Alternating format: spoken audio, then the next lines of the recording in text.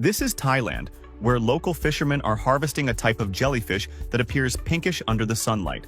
This species is edible. Every year during jellyfish season, thousands of them drift near the surface. This is when fishermen take their boats, often small traditional fishing boats, out to sea to catch them. The tool they use couldn't be simpler. Just an iron rake. Spotting a jellyfish floating on the water, they simply scoop it up onto the boat. While the process seems straightforward, it actually requires considerable arm strength. In Thailand, jellyfish have also become a local delicacy. They are typically processed by removing excess water, then sliced into thin strips and served as a cold dish with a tangy, spicy dressing. The result? A refreshing, crunchy texture with a deliciously bold flavor.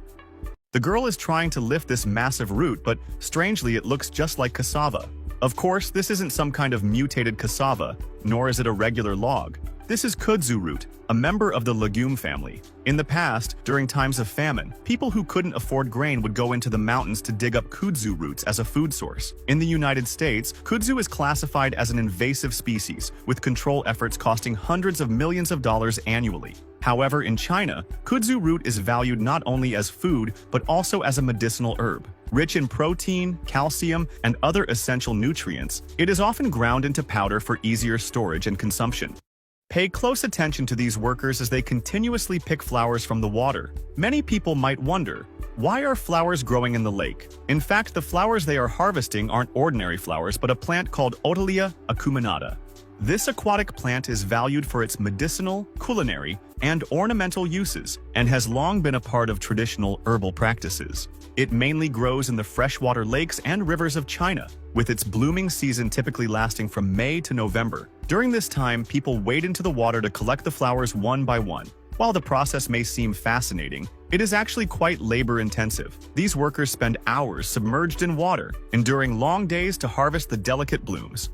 In Indonesia, locals are harvesting a tropical fruit called salak, also known as snake fruit, due to its reddish-brown, scaly skin that resembles snake scales. Salak belongs to the palm family and has a reddish-brown skin covered in small, shiny scales. The flesh is crisp, with a sweet and sour taste. When harvesting, farmers must be careful of the sharp thorns on the plant. Experienced farmers usually remove the thorny fronds first before cutting the fruit off with a sickle.